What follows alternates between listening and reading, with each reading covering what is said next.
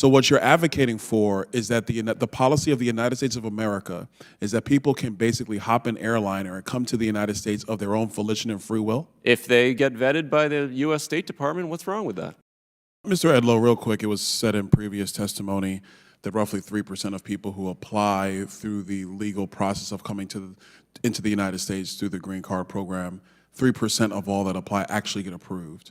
Can you speak to why that is the number? Is that accurate? Is that an accurate description? I've not heard that number, so I don't want to talk about the percentage itself. I can tell you, Congressman, there are close to 1 million people that get green cards every year through the various pathways in, plus all the people that come in, have applied for asylum or have gotten in through refugee status and then ultimately became permanent residents, green card holders at that point too. So listen, there is a robust process by which people are becoming green card holders every single year. So there is a robust process upon which people are coming into the United States. Yes. Mr. Bier, I saw you over there, heard your testimony over there. Do you agree with that statement?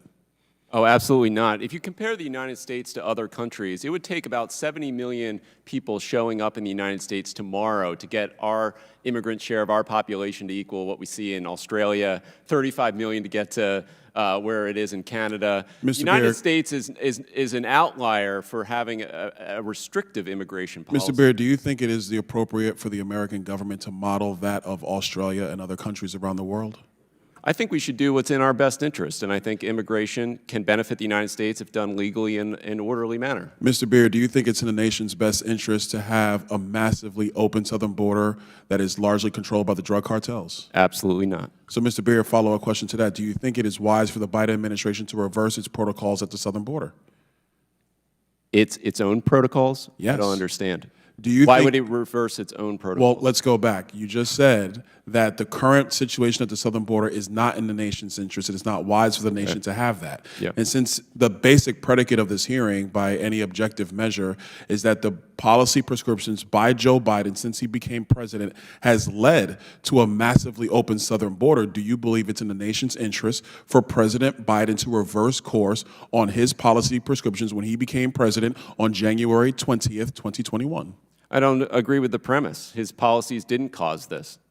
So his policies have not allowed for 3 million entrants into the country through wide open asylum and association from detention? Sure, people definitely came. I don't dispute the numbers. Do you deny Biden's policies didn't Do you cause deny it to the happen. fact that the drug cartels are going to make $12 billion a year trafficking people into the United States? We should defund the cartels by letting people come to this country legally. Then they wouldn't have to hire a cartel member. Mr. Bier, how would they cross the southern border, which is largely controlled by the drug cartels on the Mexican side of the border? They would get on a How would they plane. trespass that? They would get a visa and get on a plane. So what you're advocating for is that the policy of the United States of America is that people can basically hop an airliner and come to the United States of their own volition and free will? If they get vetted by the U.S. State Department, what's wrong with that? Do you believe the U.S. State Department has the capability of vetting that many people? Absolutely. All legal immigrants are paying fees in order to get vetted. They want to be vetted. Mr. They're Bier, desperate to get we are time talking to about the apply, same become State legal. Department under Tony Blinken that couldn't evacuate 10,000 Americans from Afghanistan,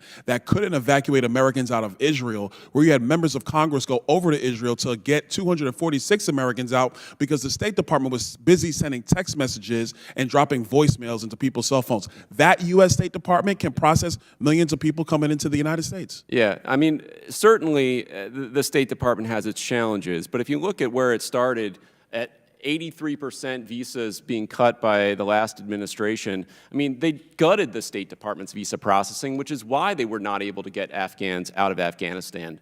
Mr. Bier, I have a final question for you. We'll leave Afghanistan for another day. I disagree with you, but we'll leave that. I have a separate question for you. Do you believe the United States' current policy with respect to work authorizations, Medicare, essentially public charge doctrine with Joe Biden's administration changed from the Trump administration? Do you believe that would only juice immigration into the United States if people coming to apply for asylum directly through the U.S. State Department? That it would only increase the influx of people because they would be able to take advantage of the vast amount of the welfare state in the United States of America? Do you think it would bring more immigrants or less immigrants? Look, I don't support immigrants being on welfare. I mean, I'm not exactly sure what the question is. I think the city of New York has unfortunately decided to put everyone up in a hotel room and make their taxpayers pay for it. That's a bad choice for them. That's not the, the federal government has a limited role in deciding what New York State's or New York City's policies are. So real quick question, sorry, Chairman, real quick question, quick follow-up to that. And I'll ask all three of you, actually. If you're gonna have open borders, can you have a welfare state at the same time? Mr. Redlow? No. Mr. Holman? No. Mr. Bier? It's got to be restricted, and it is. Our legal immigration system restricts benefits to new legal permanent residents for 5 years. Mr. Bier, I would strongly disagree with you because people are getting a lot of benefits the second they come into the United States of America, and it is wrong. I yield back, Mr. Chairman.